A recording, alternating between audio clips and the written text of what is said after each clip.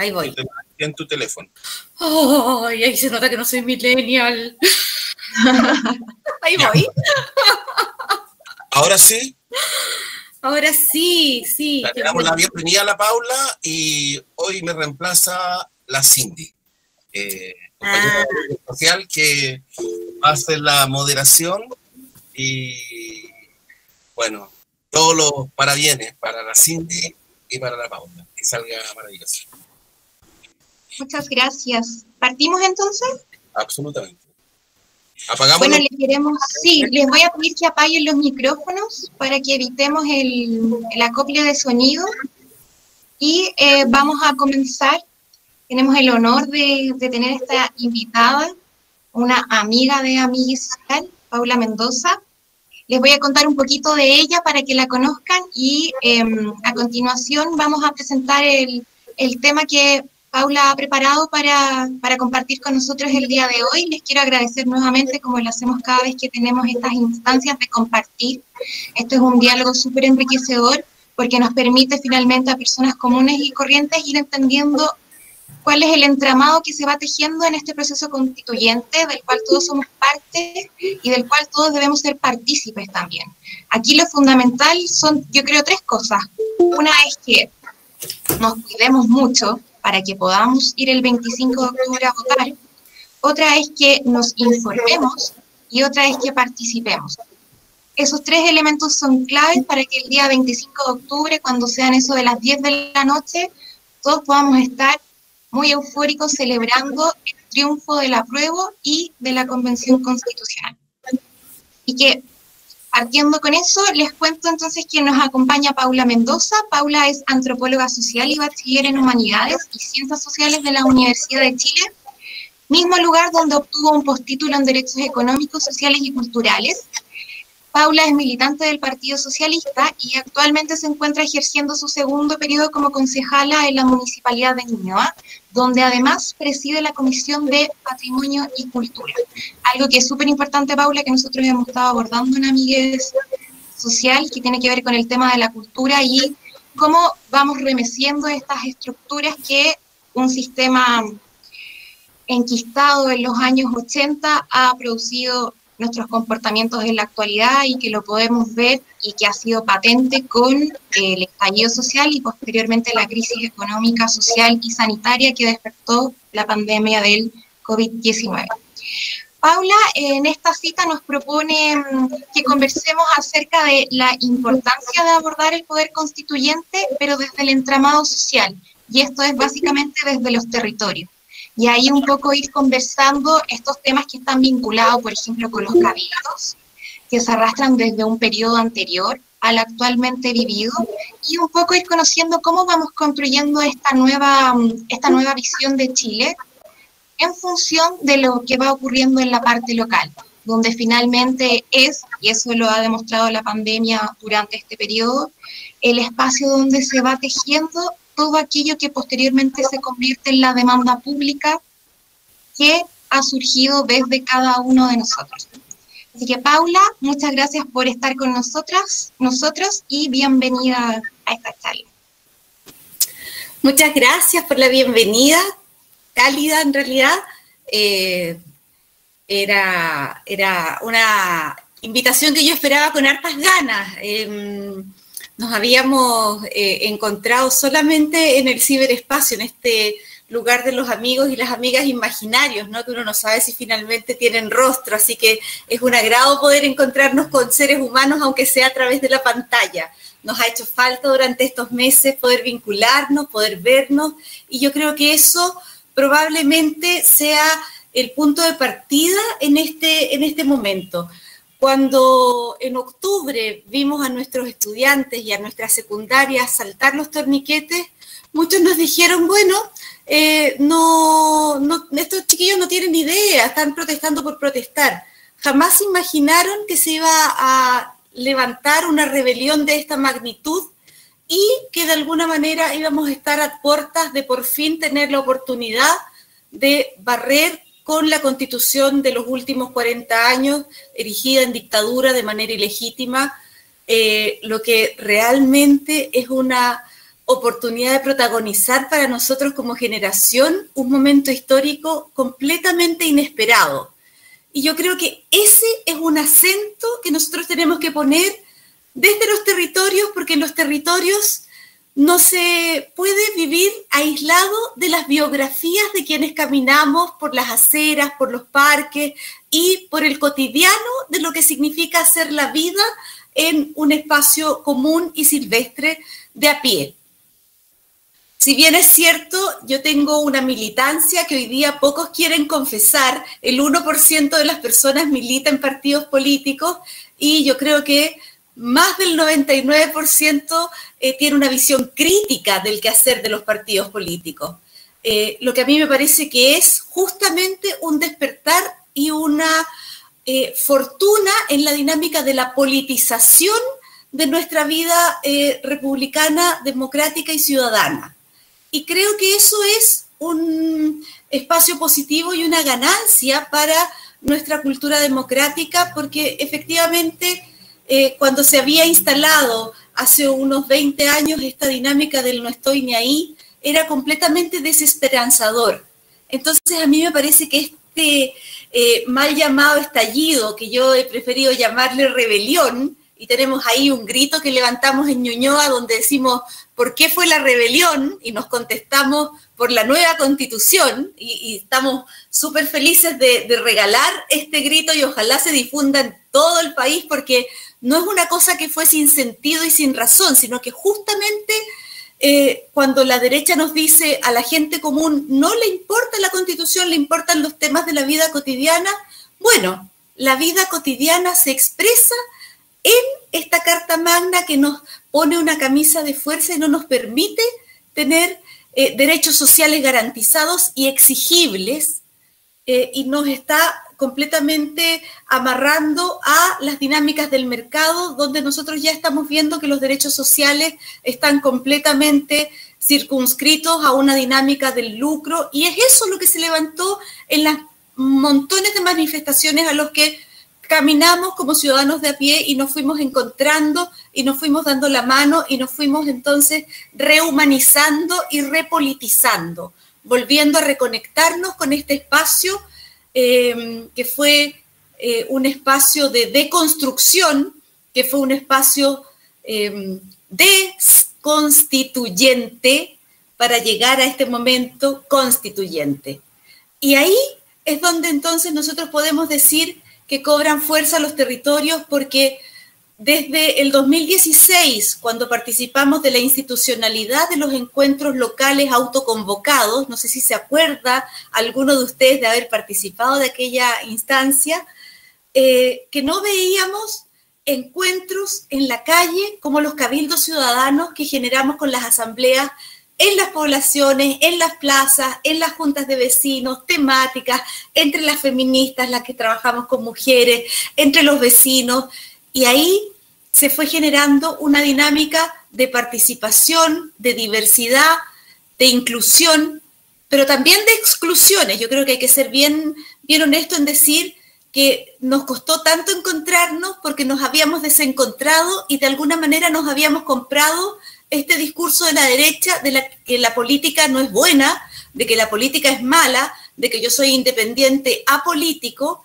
cuando sabemos que la neutralidad hoy día no es real. La neutralidad no existe, todos nos paramos en la vida desde una postura y desde una dinámica de defensa de intereses, ya sea los empresarios en sus dinámicas de intereses, las empresas que pretenden explotar el medio ambiente con intereses por sus intereses corporativos, las mujeres que pretendemos levantar los intereses de los derechos sociales, los derechos sexuales y reproductivos, los ciudadanos que pretenden levantarse en esta dinámica de pueblo versus élite y dicen, bueno, ¿hasta cuándo las decisiones las toman otros cuando las tenemos que tomar nosotros los que hemos estado sufriendo los efectos de esas decisiones que no nos han beneficiado? Y entonces se levantan temas como el retiro del 10% de las AFP, que todos lo levantamos, todos lo aplaudimos, la derecha de manera insólita finalmente terminó aprobándolo, y si bien es cierto, sabemos que no fue una buena solución, porque eso nos empobrece directamente a nosotros para nuestras vejeces en el futuro, pero era la única alternativa ante la ausencia de la celeridad en la respuesta del Estado cuando las personas lo estábamos pasando mal y estábamos teniendo urgencias importantes que no se podían postergar. Desde el Consejo Municipal, donde a mí me toca estar ahí en primera línea, porque es donde llegan las urgencias de los vecinos, las vecinas, también pudimos constituir una comisión de emergencia que tiene que ver con todos los temas de pandemia y COVID, y costó muchísimo. Hasta nos mandaron a la Contraloría por la supuesta ilegalidad de esta constitución, porque pretendía fiscalizar los fondos y las platas que llegaran a un municipio que tiene recursos, como en el caso de Ñuñoa, que es donde me toca a mí ejercer. ¿Y por qué? Bueno, porque había que entregar los recursos, había que entregarlos rápido, había que presionar para que eso se hiciera, pero tampoco se trataba de que se entregara cualquier cosa de cualquier manera y a cualquier, comillas, cliente de una dinámica antigua de la vieja política de tratar de comprar las conciencias de los ciudadanos. Recordarán hace 60 años cuando a los campesinos les entregaban el zapato derecho, pasaban a votar y luego les daban el zapato izquierdo.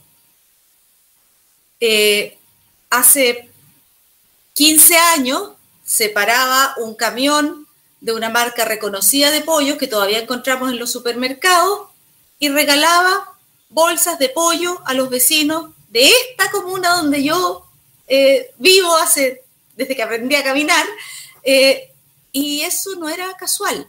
Vimos hace pocos años que se regalaban piscinas inflables en una comuna que hoy día sigue confinada como Renca. Entonces, la verdad es que, ¿qué es esto de estar regalando cosas en un contexto de campaña política cuando la política tiene que ver con concientizar, con politizar, con instalar la dinámica de derecho social?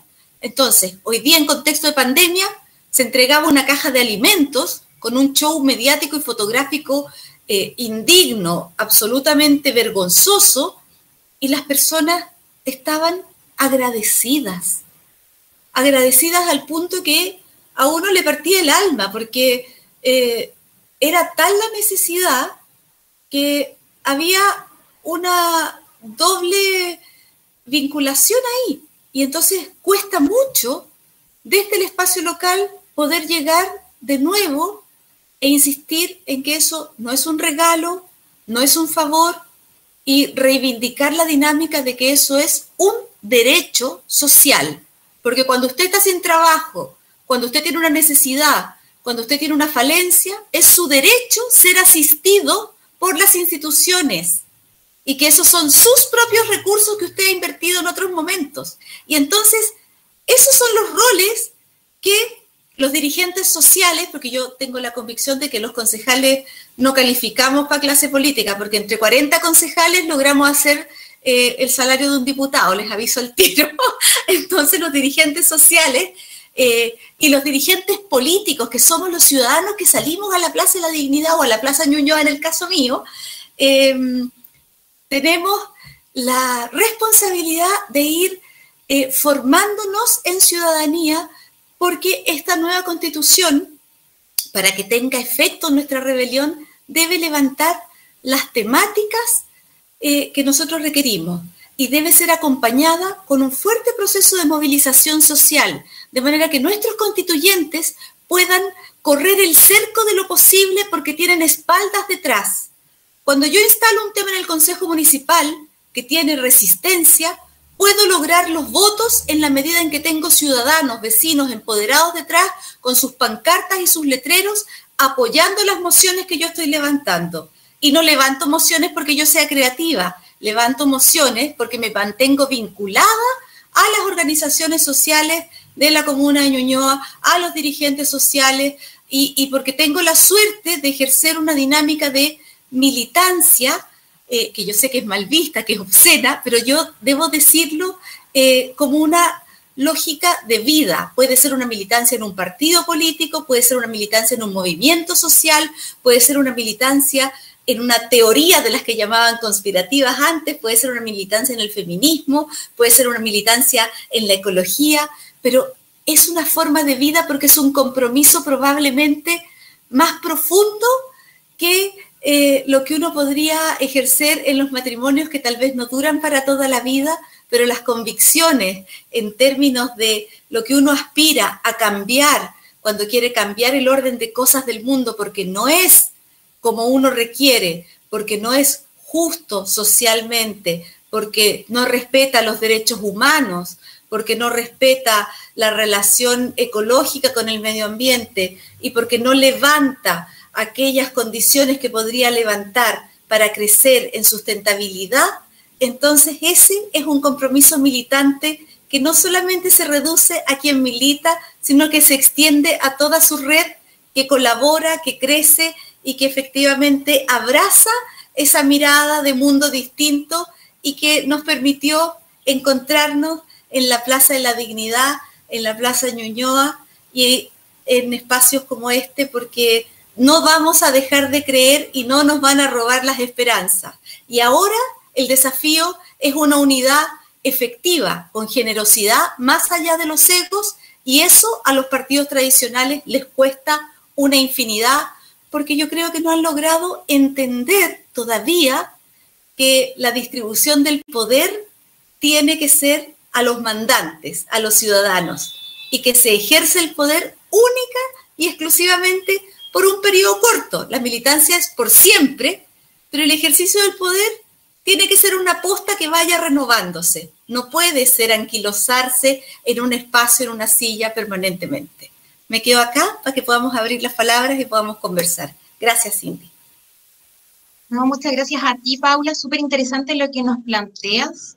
Estamos un poco también reflexionando en torno a eso mismo, en dos aspectos que quizás tu experiencia como concejala en estos dos periodos que has podido trabajar de forma súper cercana con los vecinos de la comuna de Ñuñoa, las y los vecinos, me gustaría preguntarte qué rol le competen a los municipios en este proceso constituyente, pensando que las municipalidades son espacios donde efectivamente tú puedes desarrollar un proceso de democracia participativa y efectiva.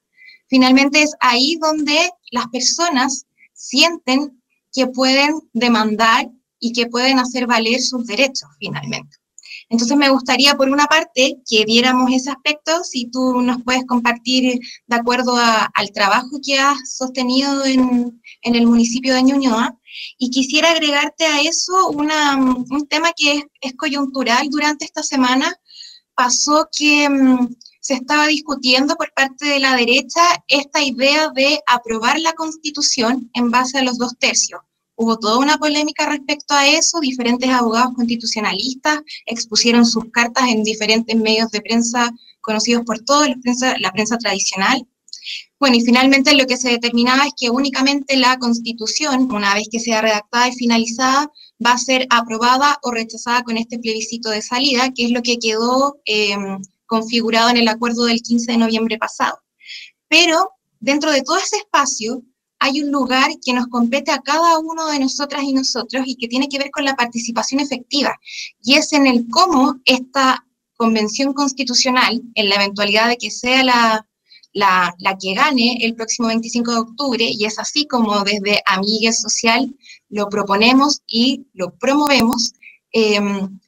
Me gustaría un poco también que desde tu experiencia nos pudieras contar cómo podemos llevar nuestras demandas como movimientos sociales, como independientes, como personas comunes y corrientes, para que aquellos que van a ser nuestros representantes en este espacio efectivamente puedan incorporar la discusión. Entonces, esas dos preguntas. ¿Qué rol le competen a los municipios dentro de este proceso constituyente, que más o menos lo ha dejado delineado la pandemia? Y por otro lado, ¿cómo hacemos efectivas estas demandas que surgen desde lo local? ¿Cómo esto local se puede llevar hasta Visión País?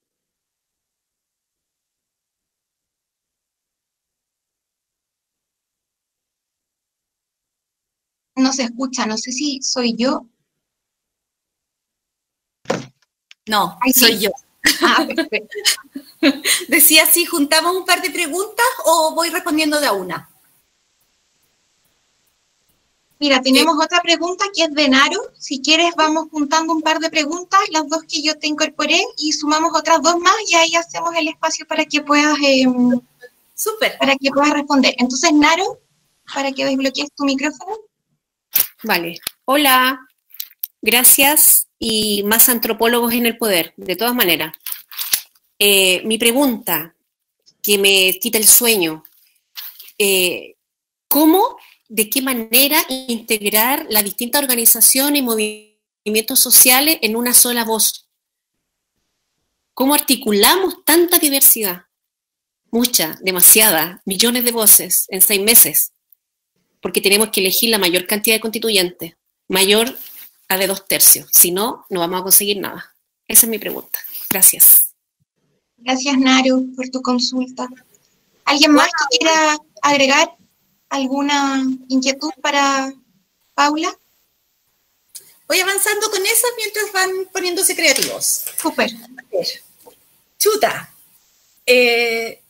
Los municipios en la constituyente. A ver, efectivamente, la Constitución es el pacto político-social que nos estructura las formas de definir nuestra orgánica.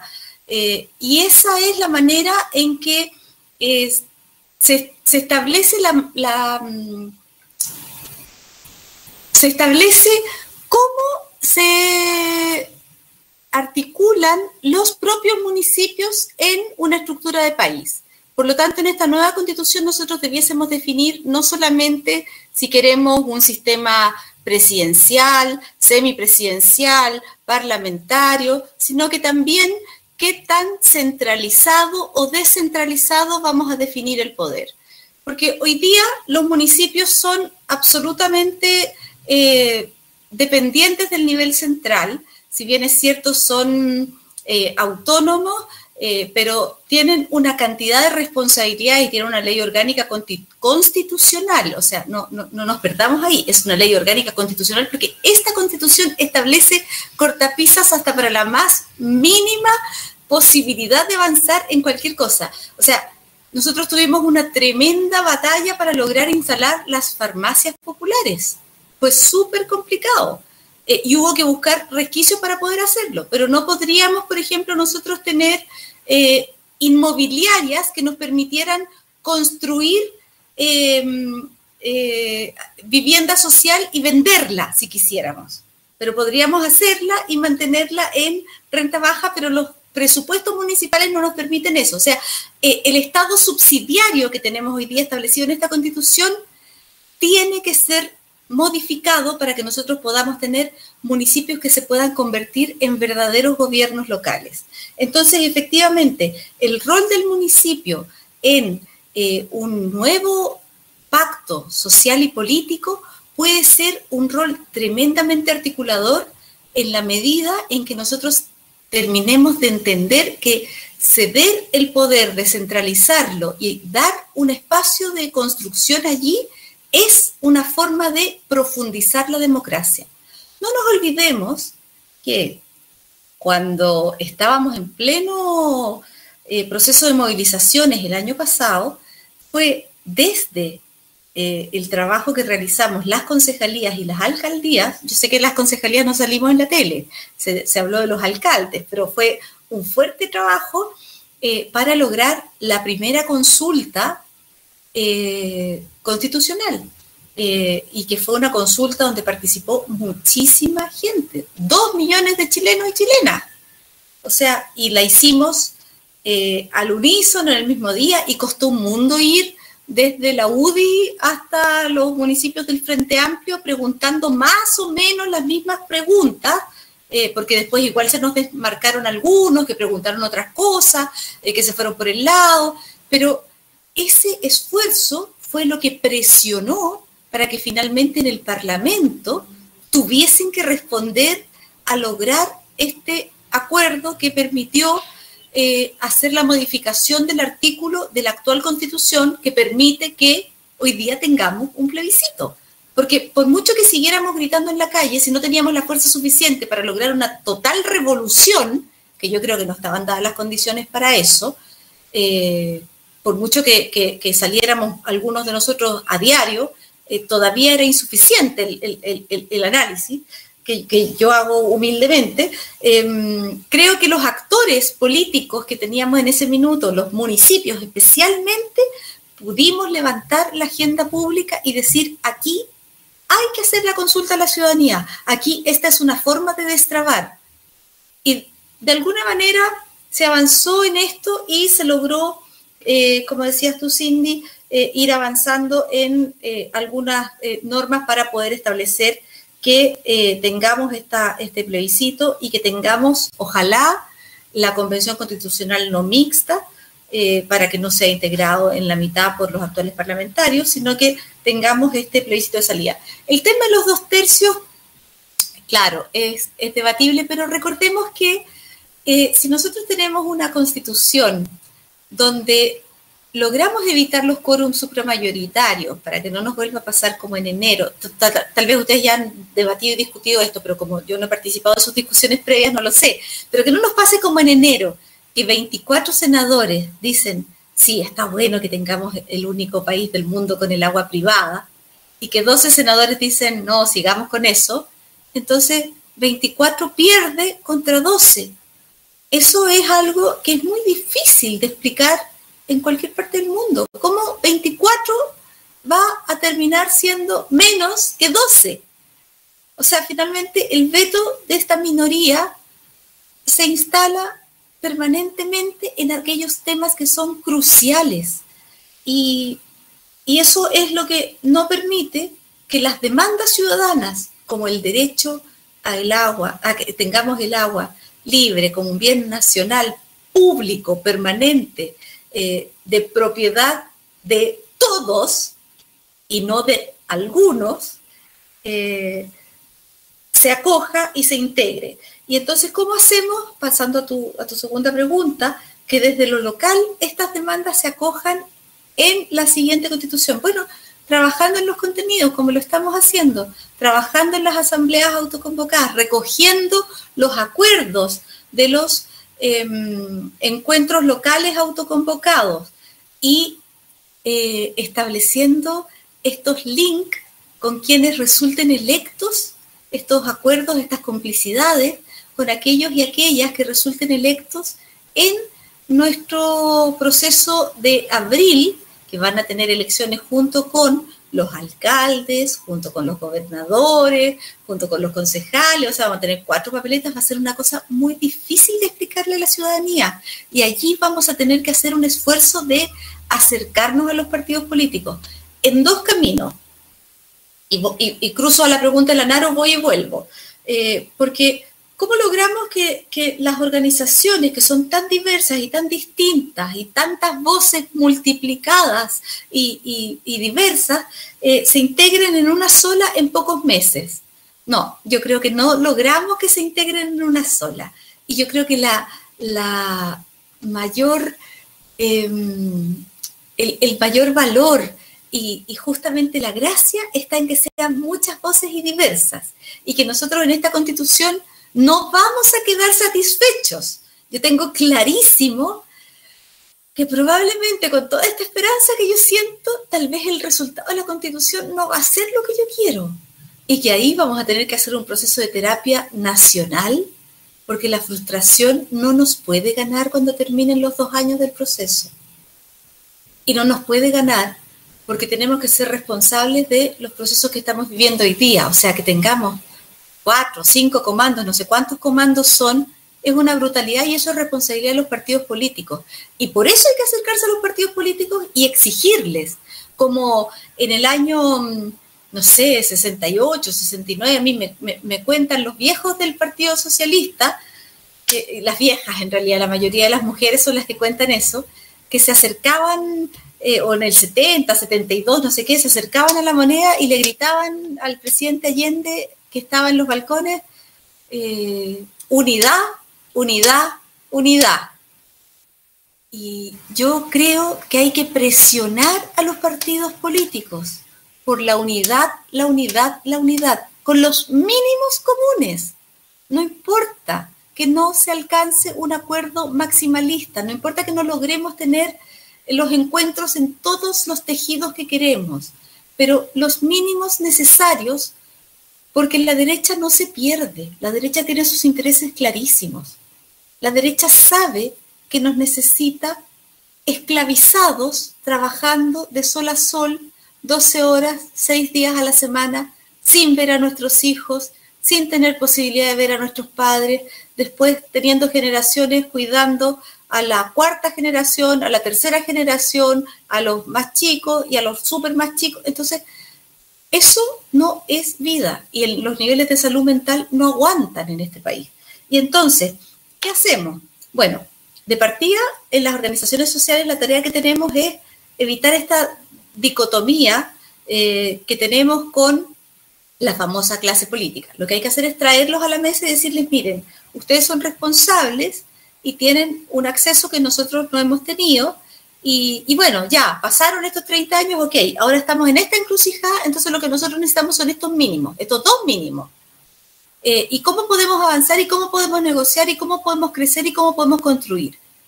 Y yo creo que lo más relevante va a ser los temas constitucionales en este periodo, porque esto va a regir el país próximamente 40 o 50 años.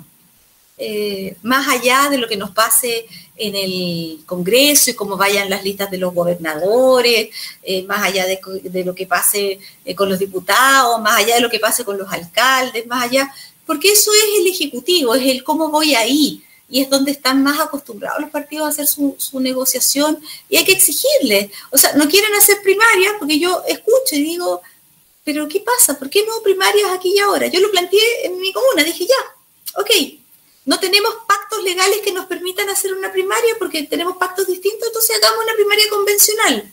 Pero aquí y ahora lo demando. Y bueno, todavía estoy esperando porque el silencio se escucha como en la playa en la noche con las estrellas. Entonces, bueno, no hagamos primarias porque a lo mejor es un proceso desgastante, a lo mejor se complican, dicen que bueno, que tengo pocas... Bueno, entonces lleguemos a un acuerdo político, si también eso es una posibilidad.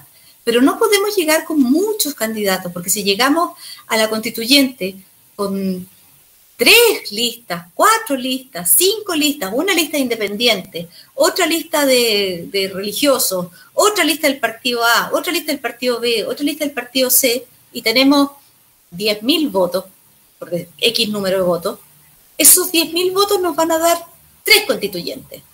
En cambio, si esos mismos 10.000 votos los llevamos en 2 listas, nos van a dar 5 constituyentes. Entonces, la relevancia está en reducir al máximo la cantidad de listas posibles, porque no importa que los partidos políticos alcancen a llevar a uno de sus filas. No importa. Podrá defender los temas, podrá traspasar. Mira, para mí es súper importante el tema del agua. Ya, yo no alcanzo a llevar a alguien, pero ¿podrás defender tú el tema del agua? Yo necesito que se defiendan los derechos de las mujeres. Pucha, los partidos hoy día están obligados, porque logramos la paridad en la Convención Constitucional, están obligados a llevar mujeres, pero no todas las mujeres tienen formación en género y a veces tenemos hombres que son feministas, más que algunas mujeres. Bueno, no importa, vamos traspasando los temas que son sustantivos y que son relevantes. Entonces, ¿cómo logramos que se acojan las demandas desde lo local? Bueno, definiendo algunas demandas que son claves y transmitiéndoselas a quienes tengan ese sillón constituyente y apoyándolos, no disparándonos entre nosotros, no engolosinándonos en la disputa chica que tanto nos gusta a veces porque nos vemos entre nosotros permanentemente.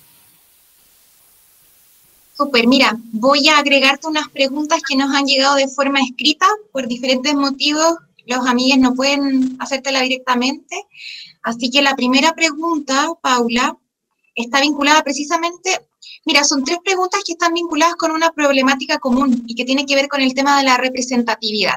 La primera está hecha por Álvaro Hinojosa y él un poco pregunta qué hacer frente a un escenario donde no tiene o no encuentra representatividad en los concejales de su comuna y tampoco en la alcaldía, en este caso particularmente en el rol del alcalde, al ser un alcalde de derecha.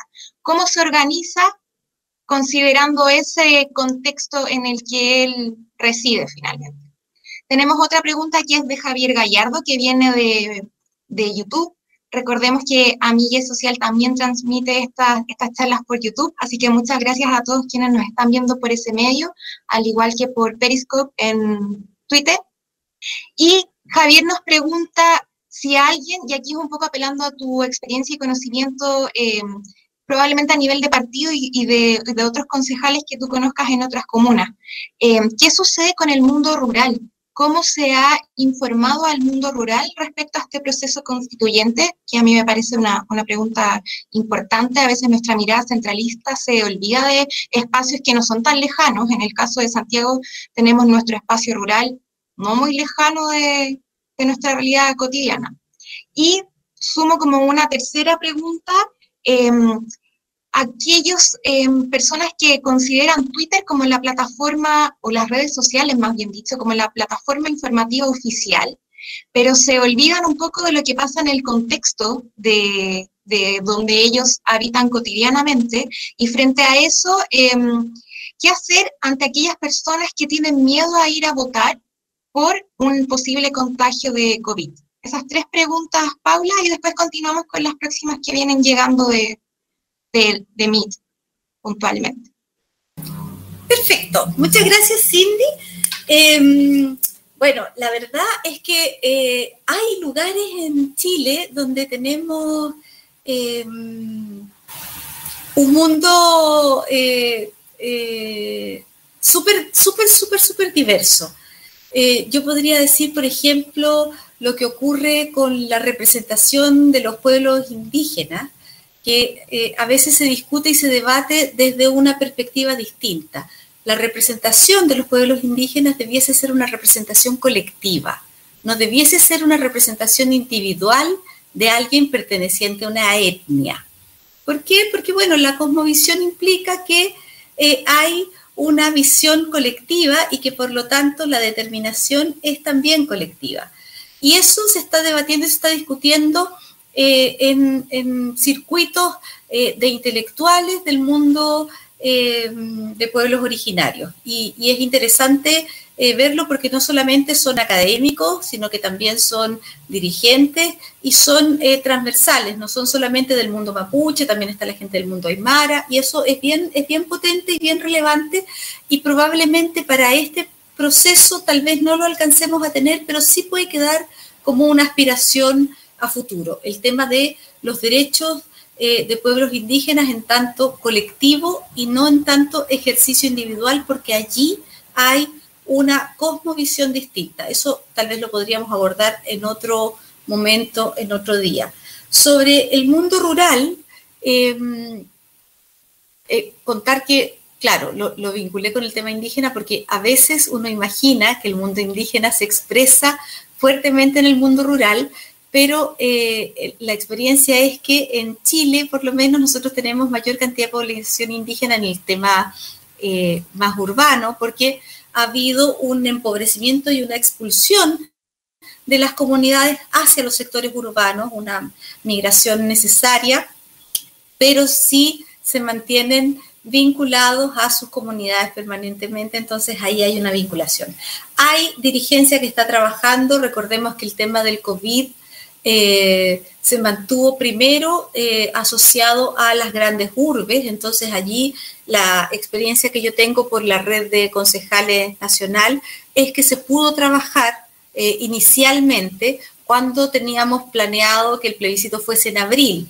Después, cuando ya se confinó el país durante el invierno, ahí se bajó considerablemente. Entonces, ¿cómo se está haciendo? Se está haciendo a la antigua, se está haciendo usando las redes de radio, se está haciendo... Porque pensemos en zonas como Primavera, al sur, en la Patagonia. O sea, allí no es solamente un tránsito en camioneta, en moto o en caballo. Ahí hay que subirse a una avioneta para poder llegar y trasladarse. O sea, es una situación súper complicada. Pero es la situación cotidiana de quienes viven en esos sectores. También podemos pensar en zonas más cercanas. Aquí en la misma metropolitana tenemos Alhué, tenemos el Cajón del Maipo, tenemos zonas donde efectivamente hay una situación relativamente compleja en términos de contagio, donde no se ha podido vincular, pero sí las personas todavía usan el clásico teléfono a teléfono. Y existe también la vinculación de esa naturaleza. Pero sí, estamos hoy día en una adversidad. Son malas condiciones para poder transmitir nuestro mensaje. Por lo tanto, la televisión va a tener un efecto importante en la información y yo creo que ahí este gobierno no ha hecho ningún esfuerzo por transmitir adecuadamente ni las cifras, ni confianza, ni tampoco planes adecuados para que nos cuidemos. Efectivamente hemos tenido que tener estrategias de autocuidado y eso es súper complicado porque cuando desde la ciudadanía dejamos de creer en las autoridades, es muy difícil recuperar esa confianza. Es como el cuento de Pedrito y el lobo. Y hoy día, en términos de salud pública, no podemos dejar de creer en nuestras autoridades de salud, porque si dejamos de creer en nuestras autoridades de salud, es la vida de las personas la que peligra. Y hoy día los muertos los están pagando los sectores populares. Las personas que están muriendo mayoritariamente, primero fueron los viejos y ahora son los pobres. Y eso es tremendamente injusto. Entonces esto del SARS-2, COVID-19, lo que ha venido a hacer es desnudar nuestra precariedad, desnudar la crueldad del sistema en el que hemos estado y develar que las famosas capas y clases medias no éramos nada más que el loro en el alambre con un equilibrio absolutamente precario donde el jefe de hogar pierde el trabajo y a los 2 meses queda sometido inmediatamente a la pobreza. Y eso lo vemos en comunas de tradicional clase media como la que me toca expresar a mí. En ese sentido, las redes sociales han sido un espejismo importante porque, claro, se toma a veces como si fuese una realidad alternativa. Ya les decía yo al ingresar, qué bueno verlos con rostros humanos, porque a veces uno se imagina que esta realidad espejeada, ¿no? El Twitterland, ¿ah? Uno cree que tiene ahí amigos imaginarios, pero mira, por suerte hemos tenido la rapidez para conectarnos con esto, porque si no, la soledad, el confinamiento, el aislamiento habría sido absolutamente dramático. Venía yo levantando hace unos 2 años más o menos la demanda de que Internet tendría que ser un derecho como el agua y la electricidad y que tendría que estar subsidiado. Nadie me daba pelota, yo lo planteaba para el segmento de los adultos mayores, porque ganaban tiempo, gastaban menos en micro, etcétera. Entonces yo insistía en que tenía que haber una línea de subsidio de Internet para adultos mayores porque, para contarles una especificidad demográfica, en la comuna donde yo estoy hay mucho adulto mayor y adulta mayor, especialmente mujeres, que han sido profesionales durante sus vidas activas. Al momento de jubilarse, se empobrecen brutalmente. O sea, un salario profesional es 5 veces más alto que la jubilación que reciben. O, dicho de otra manera, la jubilación que reciben es 1/5 del salario que recibían. Entonces ya no pueden pagar las contribuciones de la casa en la que viven, ya no pueden pagar cosas que hacían y que realmente se veían convertido en necesidades como, por ejemplo, ir al teatro. Que uno diría, bueno, pero ¿sabes qué? Nadie se muere por no ir al teatro. Pero resulta que el alimento del alma, la cultura, la lectura, el teatro, la música, cuando tienes ahora todo el tiempo libre, son indispensables para vivir bien. Y no lo pueden pagar. Y entonces, conéctate a Internet y aprovecha de ver una buena película en Netflix, o conéctate a Internet o págate Spotify y escúchate Carmen de Bizet completa un sábado en la mañana, y no pueden pagar Internet. Y entonces, ese que era un profesor, director de una escuela, queda completamente quebrado. No financieramente, sino que estructuralmente, y ahí tenemos depresiones, etc. Entonces, son realidades que ocurren. Nosotros en Ñuñoa tenemos además la misma desigualdad que en el país. Grecia es una división como un muro, de un talud. Entonces, a veces tenemos organizaciones sociales que se reúnen clubes de adultos mayores que se reúnen en la parte sur, que es la parte más necesitada. Entonces se reúnen y cada socia lleva un huevo para la reunión de la tarde. Y lo juntan y reúnen una docena de huevos, juegan a las cartas y la que gana se lleva la docena de huevos para su casa. Súper bien, porque llega con una docena de huevos a su casa. Esa es una estrategia. En la zona norte se reúnen y toman once, toman tecito, entonces una prepara los sándwiches, la otra prepara el té, no sé qué. En la zona norte, que iban antes al Tabeli o que iban al Copelia, el Copelia era el nuestro, yo les reconozco que el Tabeli era de Providencia, el Copelia era el nuestro, ya no pueden ir al Copelia, porque una once en el Copelia hoy día cuesta 10, 12 mil pesos, imposible para una jubilada. Entonces contratan, son experiencias reales, un par de ayudantes, un par de chiquillas jóvenes que les puedan preparar unos sándwiches, unos queques, un té, no sé qué, y se reúnen en un gimnasio, pero que les sirvan el té. Y entonces les sirven el té y ellas, mientras tanto, tienen unas tertulias donde llaman a profesionales jóvenes que les hablan de Constitución, de la ley no sé cuánto, o que les pueden conversar sobre lo que significa el proceso de envejecimiento y el Alzheimer temprano. O sea, porque son intereses distintos, hay gente que participa en talleres de pintura y de otras realidades, pero es la misma precariedad financiera y es la misma manera de enfrentar la necesidad de forma colaborativa y colectiva. Entonces, claro, las redes sociales no son la realidad, pero sí son una forma de acceder a ella y es una necesidad poder usarlas para poder conectarnos siempre y cuando no creamos que el avatar que tenemos en la pantalla es nuestra verdadera identidad. Bueno, vamos a ir con preguntas ahora de Meet, Paula. Le voy a pedir a las personas que vayan a realizar estas preguntas que sean súper concisas. Siempre les solicitamos lo mismo, pero en honor al tiempo y para que Paula pueda responder cada una de nuestras inquietudes, les pido por favor que sean súper concretos en la pregunta para que podamos todos alcanzar a preguntar. Así que Marcelo, por favor, si puedes desbloquear tu micrófono para poder escuchar tu consulta. Hola Paula.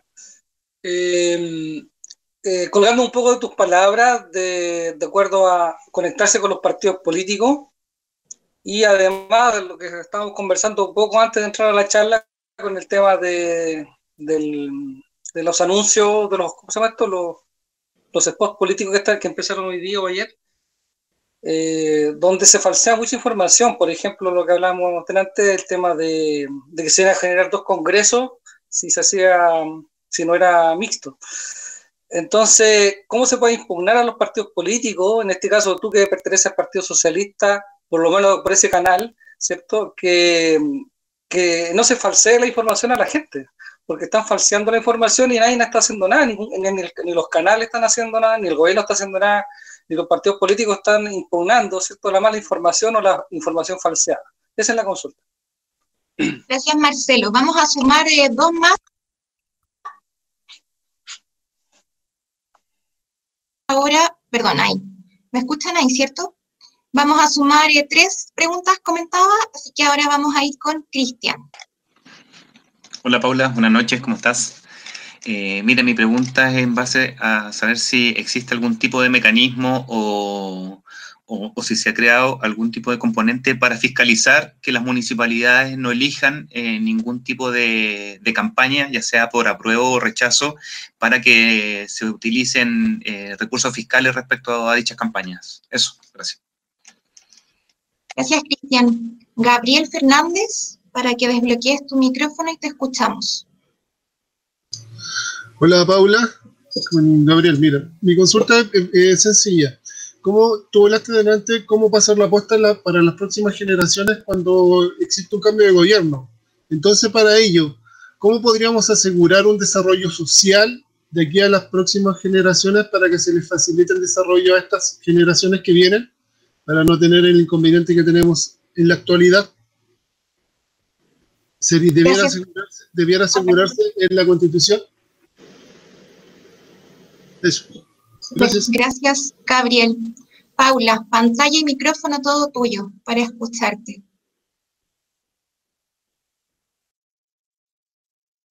Oye, son bien secos estos amigos de amigues, ¿ah? No sé si entendí bien todas las preguntas, voy a tratar de responderlas, si no, me apuntalan un poquito.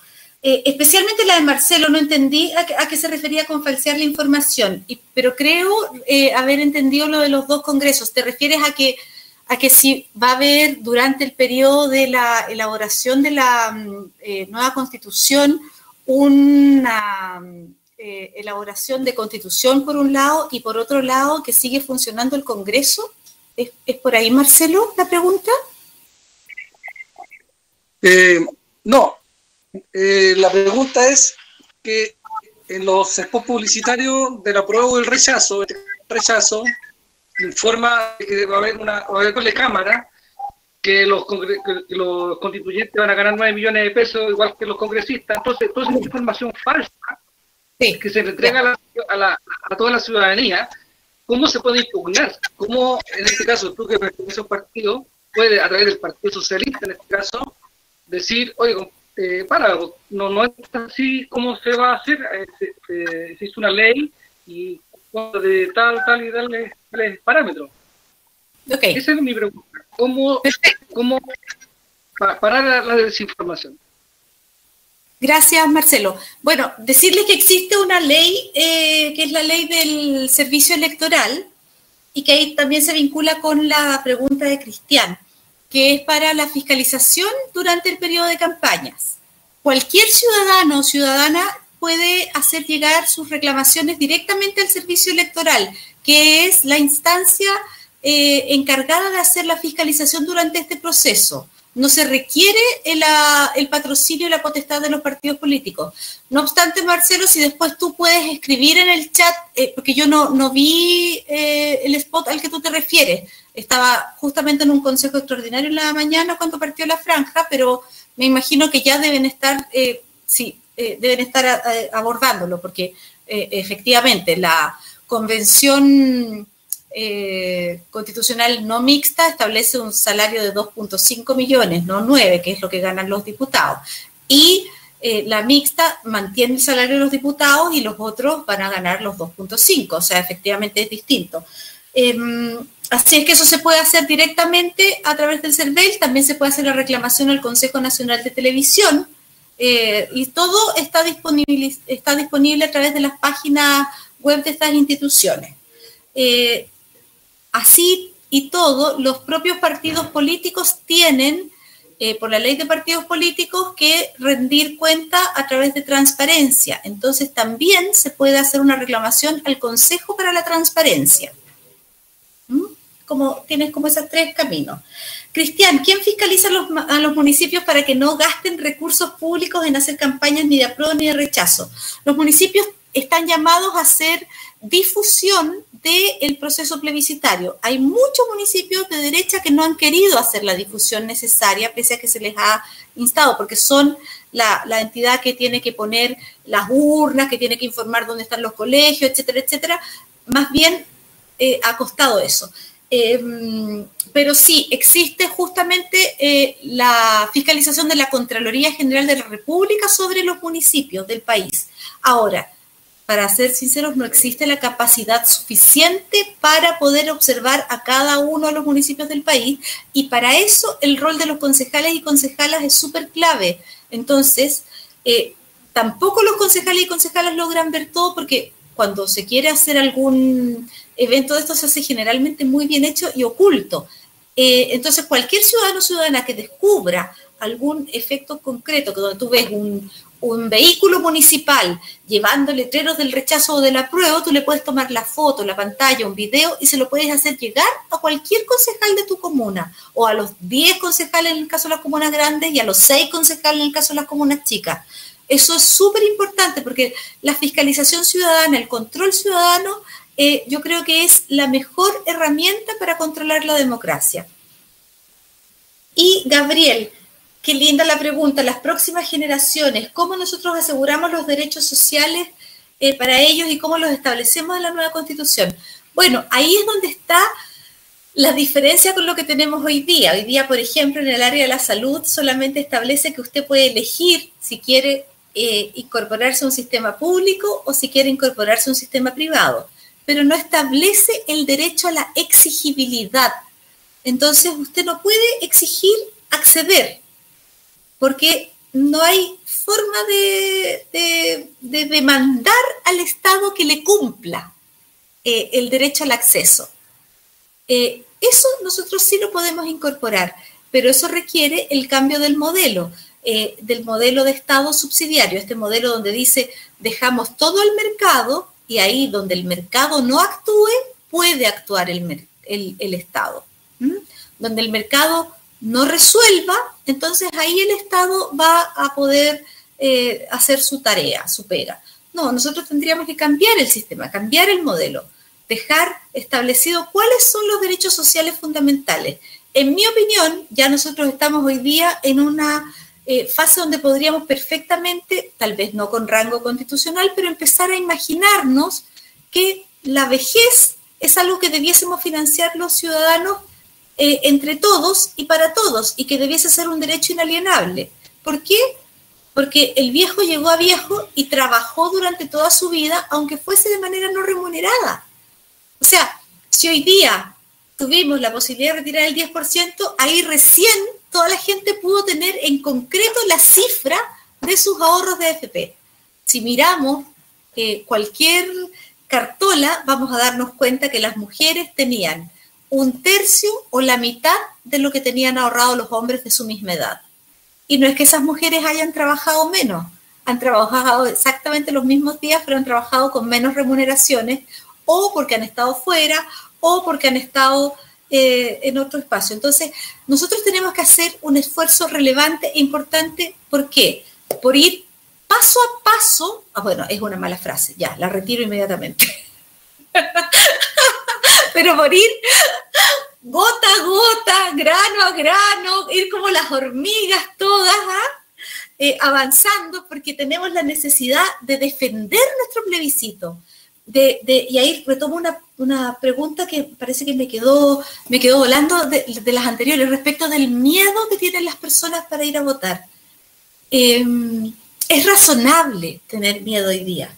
O sea, son 16.000 compatriotas los que han fallecido. No les puedo decir lo que fue eso para nosotros en un primer momento, cuando empezaron las primeras muertes. Porque ahí los municipios estamos en primera línea. Es a nosotros a quienes llaman por teléfono a mitad de noche cuando necesitan una ambulancia para trasladarse, cuando necesitan un lugar para velar a ese ser querido, que además, por estar con contagio, no se puede velar en cualquier parte, donde necesitan un lugar donde dejar sus restos, no se puede dejar en cualquier morgue. O sea, los temas más prácticos se ven desde estos espacios de gestión municipal y se ven en la crudeza de esta pandemia y de esta enfermedad. Y el miedo tiene que existir, pero tiene que existir con la real dimensión. No es más riesgoso que ir a un supermercado. No es más riesgoso que ir a la fila del banco. Y estamos haciendo un esfuerzo de fiscalización para que las medidas sanitarias se cumplan. Vale decir, se desinfecten las cámaras secretas, se mantengan los protocolos adecuados, y ahí quienes estamos por el apruebo y por la Convención Constitucional estamos haciendo un esfuerzo tremendo por lograr, y ahí sí lo hemos logrado, en unidad transversalmente entre todos los distintos movimientos sociales y partidos políticos, generar la cantidad de apoderados y apoderadas de mesa necesarias para la defensa de los votos y de la voluntad de los ciudadanos en ese momento. Súper importante que habitualmente teníamos apoderados y apoderadas que eran personas mayores. En este momento esas personas mayores, aunque quieren hacerlo, no están en condiciones de estar ahí las 8 o las 10 horas que hay que estar, porque eso sí es un riesgo que es innecesario. Entonces necesitamos traspasar a la siguiente generación la posta, y ahí necesitamos del esfuerzo de ustedes, y ahí las redes sociales nos van a servir necesariamente para inscribirse por comuna, porque Son miles y miles y miles las mesas, son miles y miles y miles los apoderados. Y esa es la tarea más importante, es el mayor protagonismo que se puede tener el 25 de octubre después de ir a votar. El momento más protagónico es cuando ejerzo mi derecho a voto.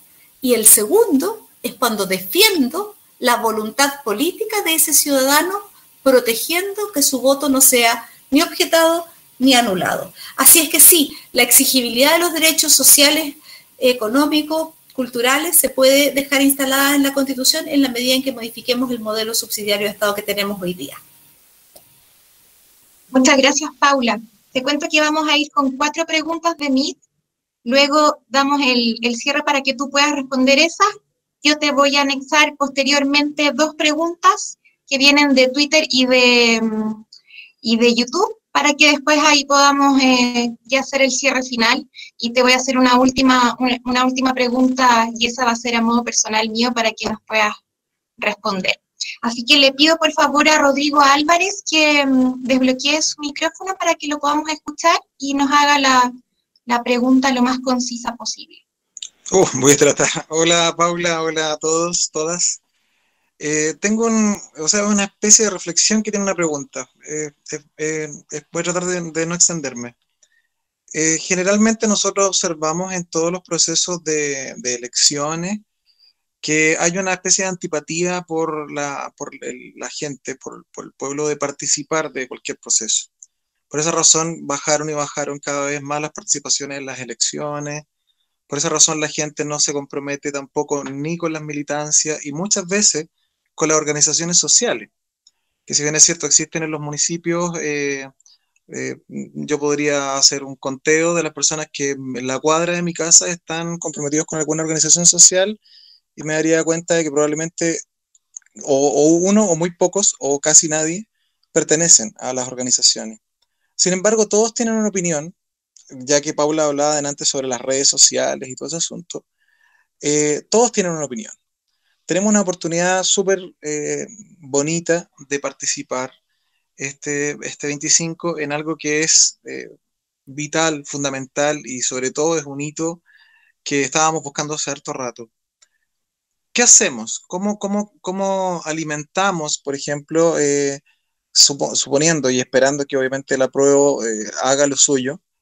¿Cómo hacemos el post-apruebo para poder representar a esa gente que no está en militancias ni en organizaciones sociales? Que efectivamente es la misma gente que da opiniones en las redes sociales y que hoy día se quedan ahí. O sea, prefieren decirlo en las redes, pero no participar de ninguna organización. ¿Cómo alimentamos nosotros ese recurso de información para poder contribuir a representarlo bien en una futura nueva constitución? Eso. Muchas gracias, Rodrigo. Le cedo la palabra a Roberto para que puedas desbloquear tu micrófono, Roberto, y te escuchamos. Hola, Paula.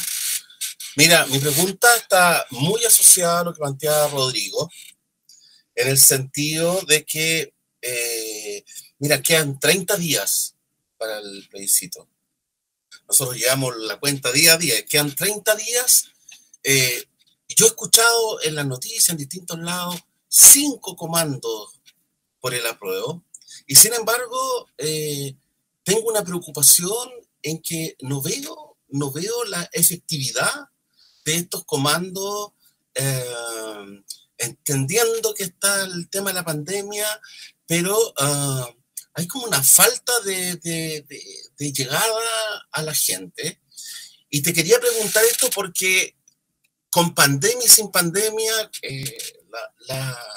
la Paula anda en la calle. Entonces, ¿cómo veis tú? ¿Cuál es tu termómetro, tu barómetro? ¿Cómo veis tú la sensación de la gente común y corriente, la que te toca ver, con respecto a esta ecuación que finalmente vamos a tener que resolver entre la necesidad de cambiar este país contra el miedo, contra el temor a contagiarse? O sea, ¿cómo ves tú a la gente? ¿La gente está por ir, está entusiasmada o el temor es mayor y es más apremiante que resolver el tema político? Y lo segundo tiene que ver con el post que planteaba Rodrigo, con el post que planteaba Rodrigo, y es una pregunta que te la hago desde la facultad, posibilidad que se tiene desde la municipalidad, si vamos a poder tener durante esos 9 meses, durante esos meses en que se esté escribiendo la Constitución,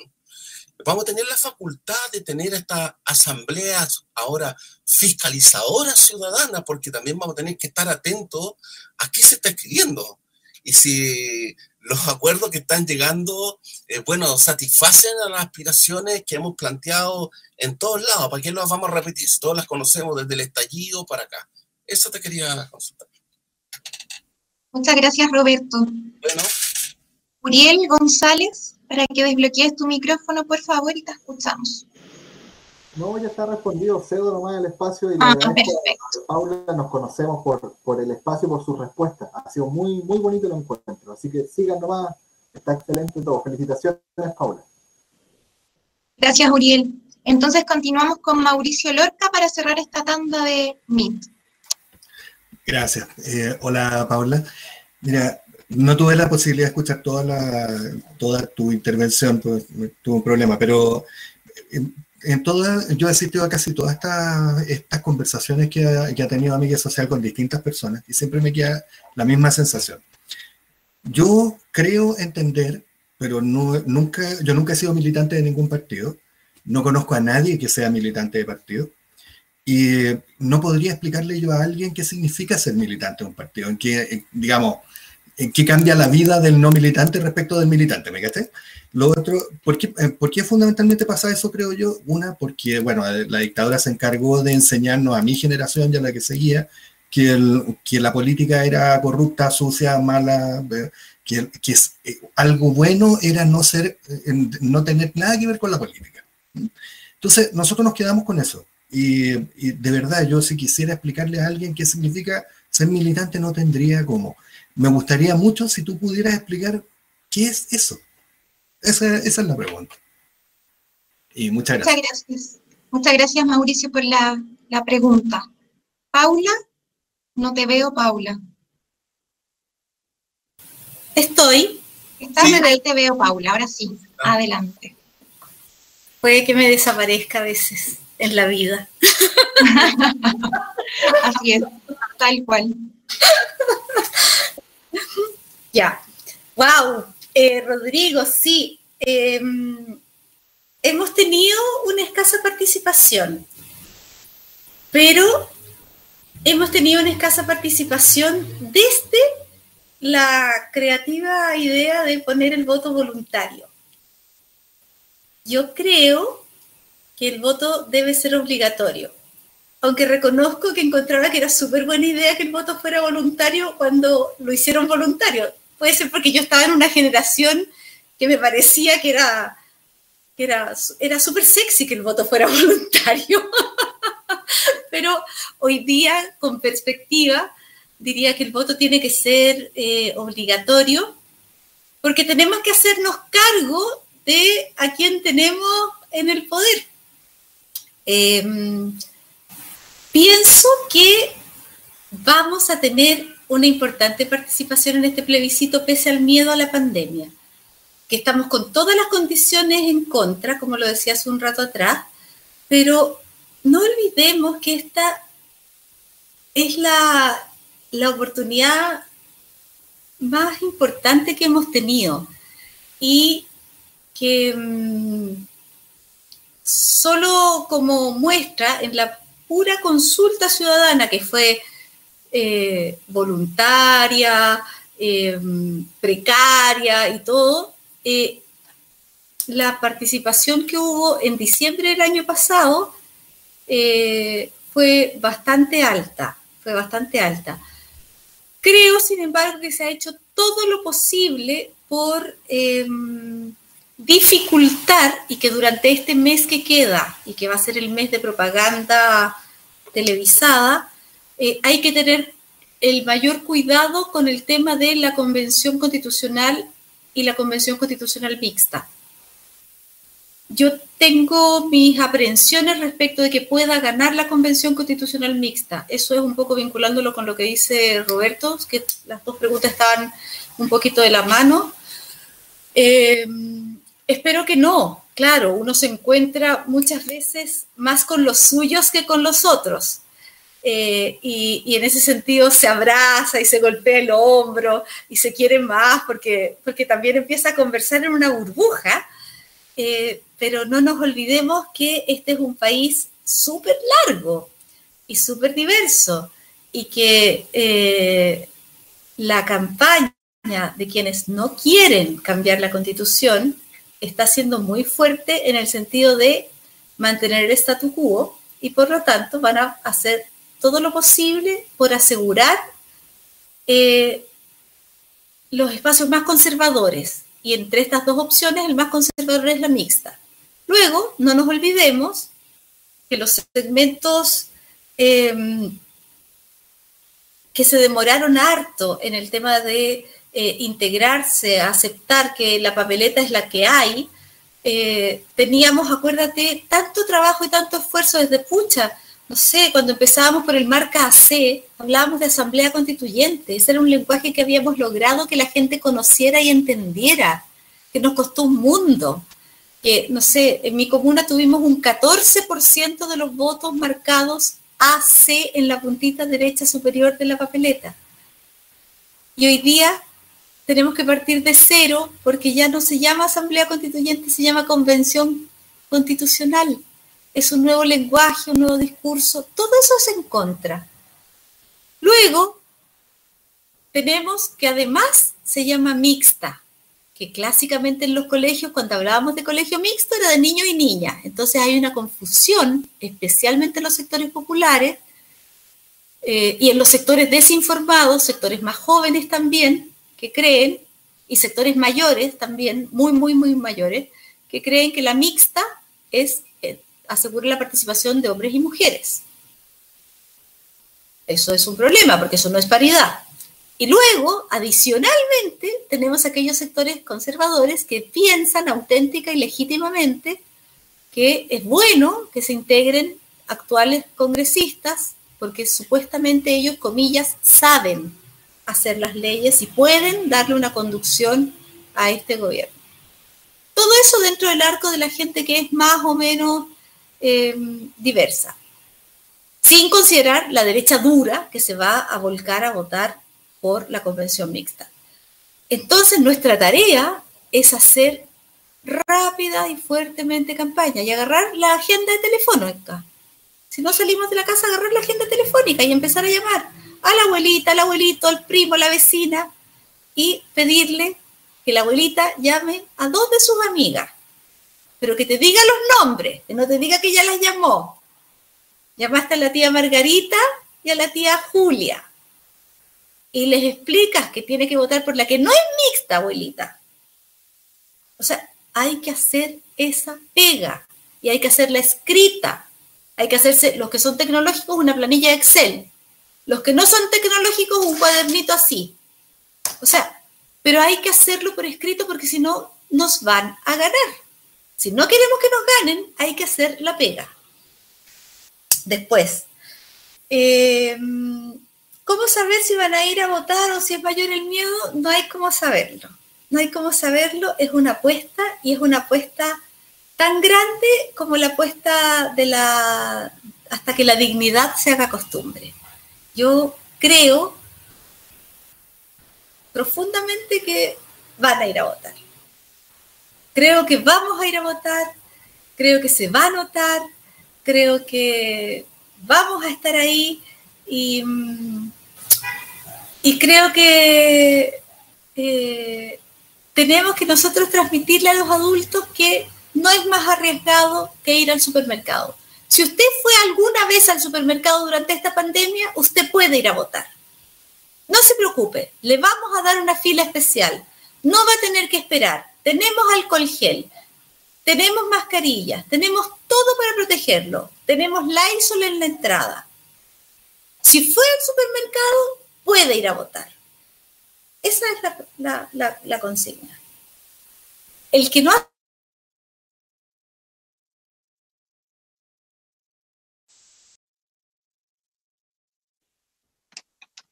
despegaste, Paula. No sé si la mantenemos. No, la perdimos. ¿Perdimos? Paula. Vamos. Paula. Ahí sí. Paula. Ahora sí. Sí, es que es mi papá que me llama a esta hora. Entonces, como que me cambié de conexión. Perfecto. No te preocupes, continuemos. Ya. No, decía que eso es lo que podemos hacer, solamente transmitir el tema de la seguridad en lo que podamos. Y ahora para Mauricio, ¿qué es ser militante? Yo creo que ser militante es una opción de vida. Y yo no te puedo contestar qué es ser militante para otros, solo te puedo contestar qué es ser militante para mí. Es como cuando te preguntan por el matrimonio o por enamorarse. Tú solo puedes hablar desde tu propia experiencia, porque esto es como leer un poema, ¿no? O ver un cuadro. Cada quien experimenta de maneras distintas.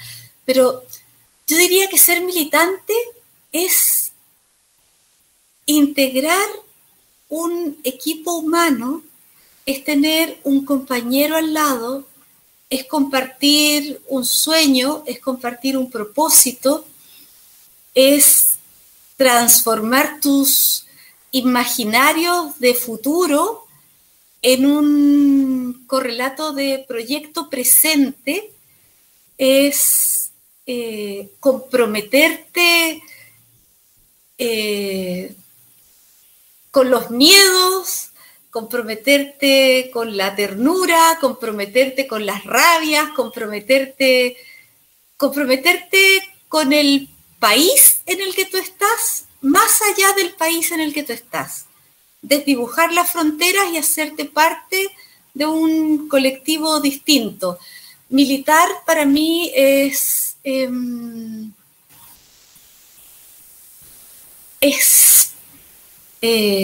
saber que tienes más que una familia, porque los compañeros militantes no son necesariamente tus amigos, ni son tus familiares, son tus compañeros, y es un trato distinto, es un trato donde tú sabes ahí que tienes un respaldo, un referente, donde sabes que vas a tener diferencias políticas, pero sabes que compartes algo que no compartes con otro, y que no compartes con otro porque con ellos estás compartiendo lo que tú quieres hacer de este país. Cuando nosotros pensamos y militamos desde las bases, yo me mantengo permanentemente vinculada a un núcleo, así se llama la estructura donde nosotros trabajamos. Un núcleo es un grupo de gente que se reúne cada cierto tiempo, es una cosa sistemática y se hace un análisis político de la coyuntura, un informe político, y además se establecen tareas concretas, específicas, autodefinidas, por supuesto, porque nadie te manda nada, menos en el Partido Socialista, que es súper despelotado, o sea, esta cosa vertical y donde te den orden de partido, esa cuestión no existe. El PS es así, y yo creo que ese es el partido que a mí me sirve. Yo no podría militar en una cosa más orgánica, más ordenada, más... Y además también tengo una dinámica de militancia bien de pluma parada, bien ciudadana, bien como... bien romántica en realidad, porque no lo puedo pensar de otra manera. O sea, también hay como esta estructura de saber considerar, no sé, cálculos de listas, hay especialistas electorales, hay gente que sabe cuánto pesa, no sé qué, el voto de cada quien, pero esos son como los técnicos en un trabajo, como los economistas que te dicen, mira, el PIB va a crecer no sé cuánto. Pero también tienes los poetas, que son los que te dicen y que te hacen las franjas bonitas, con pajaritos volando, con no sé qué. Y tienes a los otros, que son los estadistas, que definen con sus ideas y escriben documentos y no sé qué. Y tienes a los otros, que son los que conversan con las personas y que son los que traen ese sentimiento popular diverso y que lo vamos convirtiendo en un texto teórico y político, y que finalmente vamos corriendo los cercos. Militar básicamente es amar. Yo creo que es eso para mí. Qué bonita, Paula, la reflexión. ha sido algo que hemos estado conversando con los amigues, esta lamentable legado que nos dejó la dictadura y el neoliberalismo, que es un poco alejarnos de la política como expresión de vida propiamente tal, de implementar este concepto del apoliticismo, que en rigor es una falacia, porque cada vez que nos posicionamos estamos haciendo un acto político. Y es bonito esto que ha surgido gracias al estallido social, esto que la gente se reencuentre, aunque no lo crea, en la calle, cada vez que se manifiesta en las redes sociales, cada vez que comparte una opinión, está haciendo política. Y a mí realmente me encanta que este proceso esté politizado, porque es lo mejor que como país nos puede estar ocurriendo. Así que yo te agradezco mucho el comentario que nos haces desde tu experiencia de la militancia, porque es desde una militancia comprometida y con convicción. Y en base a esto también me gustaría enlazar las dos últimas preguntas para ya ir cerrando. Una que nos hicieron desde Twitter. Como les comentaba a los amigos, estamos también transmitiendo desde esa plataforma y tiene un poco que ver con el tema de la unidad. Y ahí un poco preguntarte desde tu experiencia partidista, ¿qué es lo que se está haciendo a nivel de partidos de la oposición por efectivamente lograr llevar una lista única de candidatos a la Convención Constitucional? Y aquí lo enlazo yo, y esta es una pregunta que yo no puedo dejar pasar, porque forma parte de la coyuntura, nos tuvo a todos pendientes el fin de semana, porque tú eres militante del partido.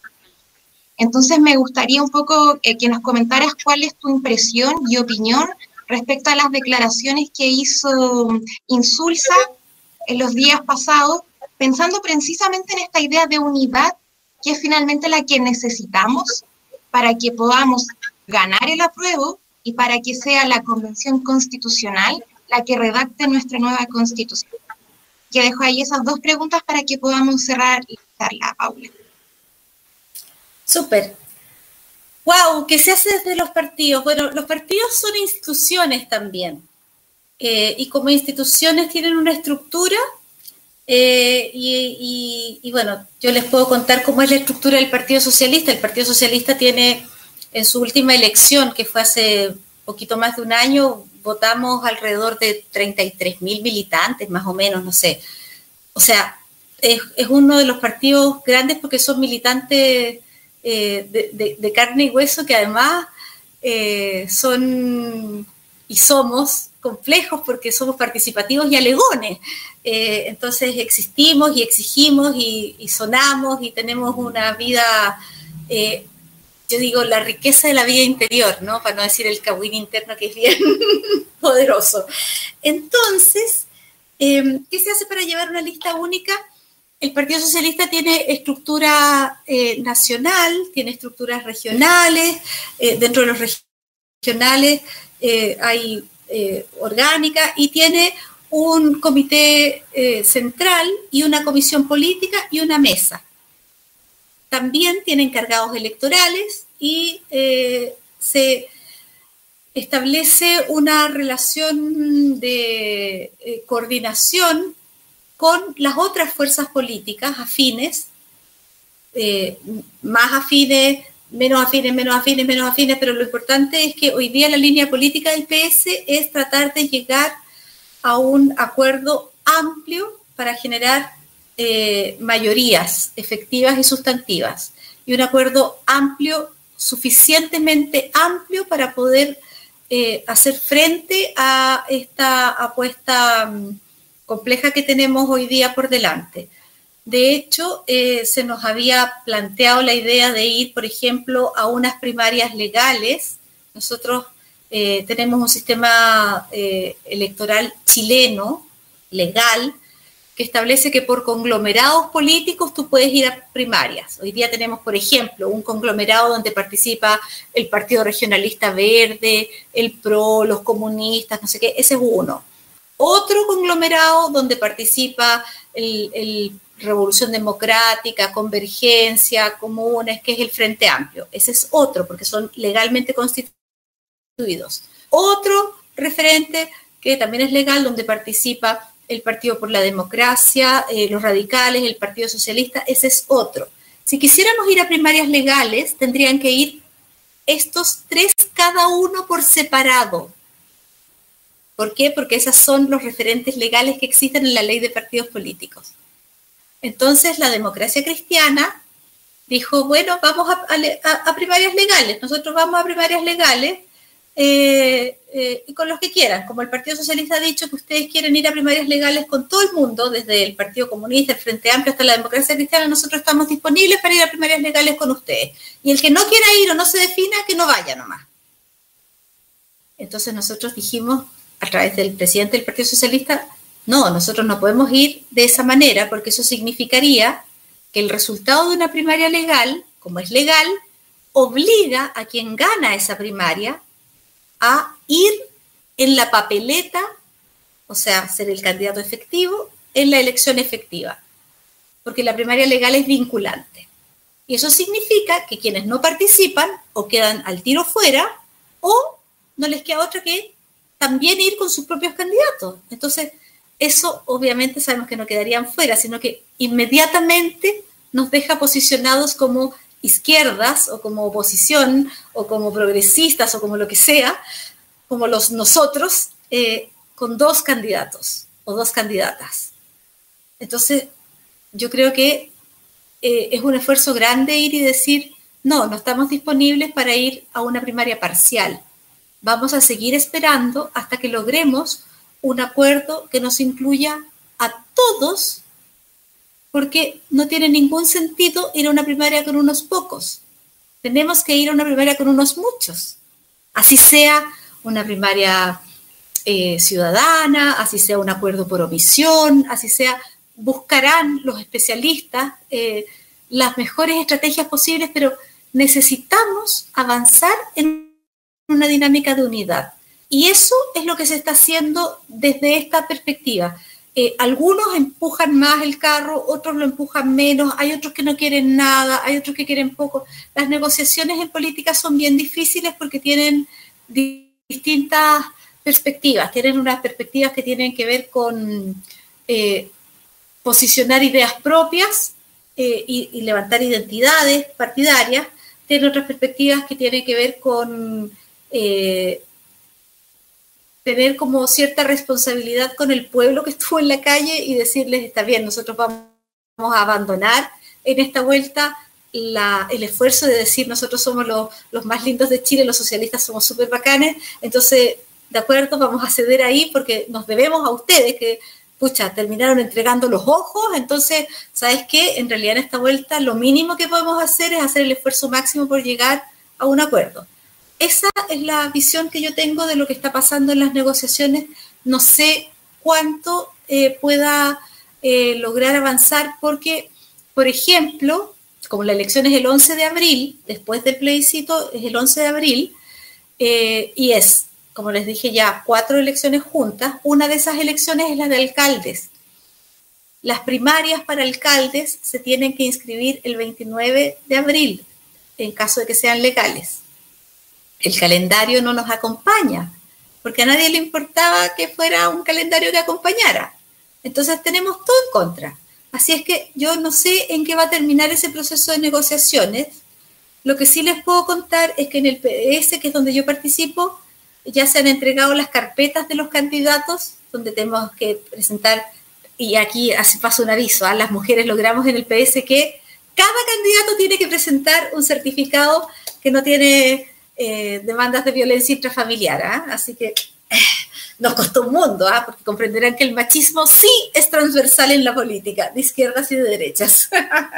Entonces, bueno, hemos entregado nuestras carpetitas para que las analicen y para que vean, porque una vez que uno entrega su carpeta ya uno depende de lo que el partido negocie y te dicen, ¿sabes qué? Compañera, mire, hemos logrado este acuerdo y lamentablemente la comuna suya se transó porque en realidad apoyamos esta otra, que Valparaíso, que Viña, que no sé qué, porque es un acuerdo nacional. No sé en qué va a avanzar, pero yo estoy a la disposición de que la constituyente es lo más importante que tenemos hoy día en el país, por lo tanto, en mi opinión personal, todo lo demás puede avanzar después. Así que hoy día ese es el proyecto de unidad. Sobre las declaraciones de José Miguel Insulza. Yo creo que José Miguel Insulza pertenece a una generación distinta. Eso es lo primero que señalaría. Yo vi, después de leer todos mis chats que estaban en fuego, porque mis chats son generalmente con los militantes de base del PS y hay otros chats con los militantes de las estructuras nacionales. Entonces, estaban todos on fire, eso les puedo contar así como el pelambre. Y entonces, después de eso, me metí a ver cuáles habían sido las declaraciones. Y claro, efectivamente le pregunta a la periodista, ¿usted por quién votaría? Entonces le dice, no, pero mire, ¿cómo que por quién votaría? O algo así. Y después le dice, bueno, pero ¿cuál ganaría entre Jadwe y Lavín? Y él le dice, bueno, ganaría Lavín porque no sé qué. Y claro, yo hasta ahí digo, bueno, está bien, eso puede ser la respuesta de un analista, que uno puede compartir o no compartir. Y luego, con lo que yo me cuestiono, y no estoy, por supuesto, de acuerdo, yo puse un Twitter por ahí que no le dio nadie mucha pelota, pero es respecto de cuestionar las credenciales democráticas o decir que Lavín, quien fue además promotor de la dictadura, respaldó a Pinochet, que además es de la UDI, que es supranumerario, que se ha beneficiado con este sistema y que hoy día trata de blanquear su figura con esta dinámica de lo apolítico, siendo alguien absolutamente político, nefasto, que uno no puede decir que no tenga buena gestión, sino no por ser súper facho y súper momio no vas a hacer una buena gestión en aseo y ornato, si ese no es el tema. El tema es que es una persona que es absolutamente antidemocrática. Pero a mí me parece que tal vez pudo haberse referido a lo que habían estado conversando recientemente respecto de avanzar en llegar a acuerdos sobre primarias, no primarias. Mira, yo no estoy de acuerdo con José Miguel Insulza. Me parece que fue desafortunado y que efectivamente no hay que entrar en estas respuestas y en estas preguntas hipotéticas que le gustan tanto a la prensa, porque lo que quieren hacer es efectivamente ponernos en cuestionamiento y ponerle piso al candidato Lavín, que es el candidato que siempre pierde. No se olviden de eso. Muchas gracias, Paula. Te agradezco a nombre de todas las personas que estamos ahora conectadas de Amiga Social, la calidez, la claridad con la que nos entregaste todo tu conocimiento, tus reflexiones, también por permitirnos y entregarnos parte de tu día. Sabemos que el día continúa y aún así, ya terminando, finalizando, nos entregaste este espacio para poder compartir y dialogar. Somos un grupo que se ha ido formando de a poquito, pero somos personas interesadas precisamente en esto, en que se genere el diálogo, en que podamos conversar y compartir opiniones, porque el objetivo último es que podamos construir un mejor país en beneficio de todos, sobre todo de las generaciones futuras. Yo creo que ahí está la clave y como lo comentaba hace un ratito, para mí es fenomenal que este país esté así de politizado porque es algo que nos quitaron la voz y qué bueno que la podamos recuperar. Así que muchas gracias, Paula. Les voy a pedir a todos los amigues que desbloqueen sus micrófonos porque te vamos a despedir como corresponde. Así que, amigues, desbloqueen sus micrófonos y vamos con ese aplauso para Paula Mendoza que nos acompañó hoy día.